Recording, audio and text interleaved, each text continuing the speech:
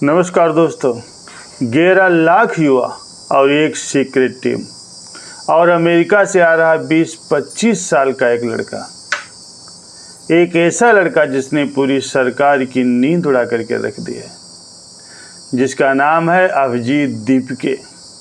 जी हाँ, वही कॉकरोच जनता पार्टी वाला। 6 जून को वो दिल्ली आ रहा है, लेकिन दिल्ली लैंड होने से ठीक 24 घंटे पहले उसने अपना प्रोग्राम बदल दिया है। अब न तो कोई एयरपोर्ट जाएगा, न कोई स्वागत होगा, बल्कि सीधा दिल्ली के सबसे सेंसिटिव इलाके यानी पार्लियामेंट स्ट्रीट थाने पर धावा बोलने की तैयारी है। लेकिन क्या ये सच में जेन जी का कोई मास्टर स्ट्रोक है, या फिर मोदी सरकार के ही किसी मंत्री को बचाने की कोई बहुत बड़ी साजिश है? आज मैं आपको वो अंदर की बात बताऊंगा जो कोई दूसरा चैनल नहीं बता रहा। तो दोस्तों, इस कहानी को शुरुआत से समझते हैं। इंटरनेट पर एक मजाक होता है कॉकरोच जनता पार्टी का। देखते ही देखते ये मजाक आम बन जाता है। ट्विटर हैंडल हिट हो जाते हैं। 2 करोड़ से ज़्यादा फॉलोअर्स इस पे जुड़ते हैं और रातों रात 11 लाख से ज़्यादा लोग इस पार्टी के रजिस्टर्ड सदस्य बन जाते हैं। इसमें से 60% लोग 17 से 29 साल करके वो जेएनजी युवा हैं जो सिस्टम से तंग आ चुके हैं। इनकी मांग क्या है? शिक्षा मंत्री धर्मेंद्र प्रधान का इस्तीफा। इन युवाओं का नेता अभिजीत दीपके, जो अमेरिका में है, वो ऐलान करता है कि 6 जून को मैं दिल्ली आ रहा हूँ, लेकिन मुझे डर है कि सरकार मुझे एयरपोर्ट से ही गिरफ्तार कर लेगी। इसलिए मेरे समर्थकों, तुम सब इंदिरा गांधी इंटरनेशनल एयरपोर्ट पहुँचो। प्लान एकदम सेट था। प्रशासन के हाथ पैर फूल चुके थे, लेकिन तभी पिक्चर में एक नया यू टर्न आता है। प्रोटेस्ट से ठीक 2 दिन पहले गुरुवार को अभिजीत का एक वीडियो आता है, जिसमें वो कहता है कि इतना बड़ा रिस्पांस देखकर मैं बहुत हैरान हूँ। प्लीज़ कोई भी एयरपोर्ट पर मत आना। मैं नहीं चाहता कि आम जनता और सिक्योरिटी फोर्सेस को कोई परेशानी हो। मैं सीधा एयरपोर्ट से पार्लियामेंट स्ट्रीट पुलिस स्टेशन आऊँगा। परमिशन लेने के लिए आप सब वहीं आ जाना। सुनने में ये बात कितनी अच्छी और समझदारी भरी लगती है कि वाह, ये लड़का तो बड़ा जिम्मेदार है। लेकिन दोस्तों, यहीं से शुरू होता है असली लॉजिक का खेल। जरा दिमाग लगाइए, अगर हजारों लाखों युवा एयरपोर्ट पर आते तो जाम लगता, बात सही है। लेकिन वही लाखों युवा जब पार्लियामेंट स्ट्रीट पुलिस स्टेशन पहुंचेंगे तो क्या होगा? आपको पता है पार्लियामेंट स्ट्रीट कहाँ है? ये दिल्ली का वो वीवीआईपी इलाका है जहाँ जंतर मंतर है। संसद भवन पास में ही है।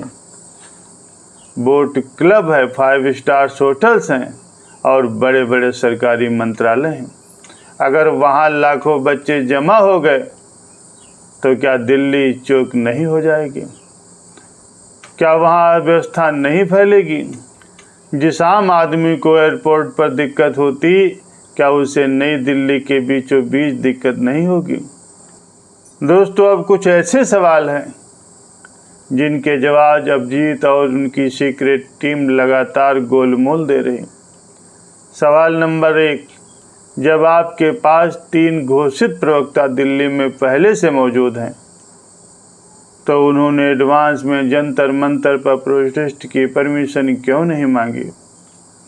अभिजीत को खुद जाकर थाने में क्यों अर्जी देनी है?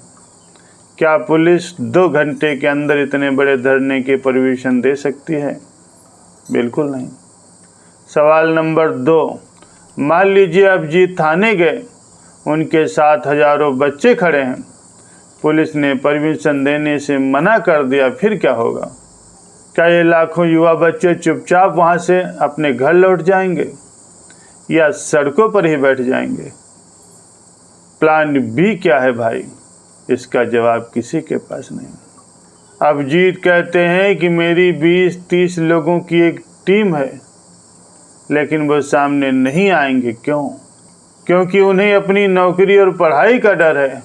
उन्हें धमकियां मिल रही हैं। डर जायज है, लेकिन बिना चेहरों के, बिना मजबूत लीडरशिप के क्या लाखों युवाओं की भीड़ को कंट्रोल किया जा सकता है? ये मैच्योरिटी कम और बचपना ज़्यादा लग रहा है। अब आते हैं इस वीडियो के सबसे बड़े और एक्सप्लोसिव हिस्से पर। क्या आपको 2011 का अन्ना का आंदोलन याद है? शुरुआत में वो भी युवाओं और आम लोगों का बेदाग आंदोलन लग रहा था, लेकिन बाद में क्या हुआ? कहा गया कि इसके पीछे आरएस का बहुत बड़ा हाथ था, जिसने पूरी सरकार ही पलट दी। राजनीति में एक थ्योरी होती है, सेफ्टी वाल्व थ्योरी।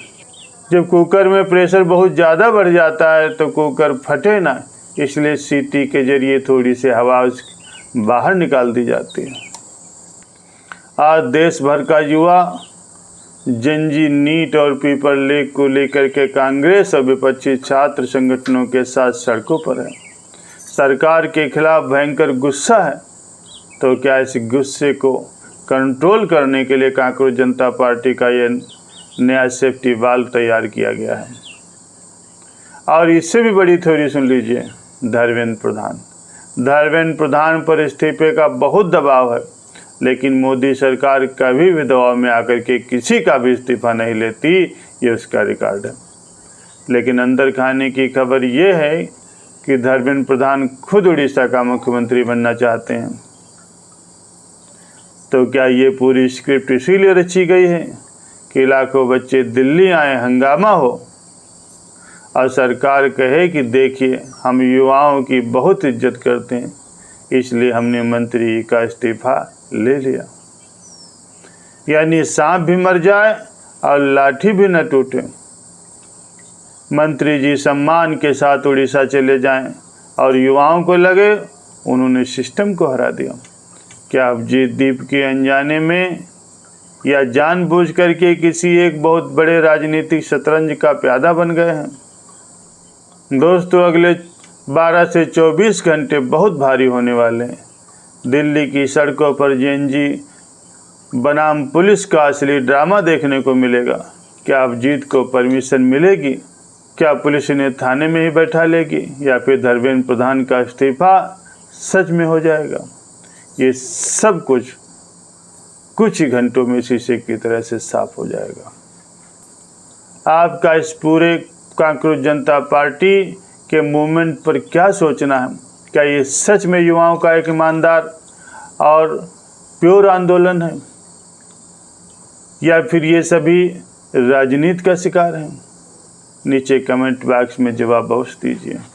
अगर मेरी एनालिसिस और अंदर की बातें आपको पसंद आई हैं तो इस वीडियो को लाइक कीजिए, शेयर कीजिए। सच्ची खबरों के लिए इस चैनल को सब्सक्राइब कर लीजिए। मिलते हैं अगले वीडियो में, तब तक के लिए नमस्कार, जय हिंद।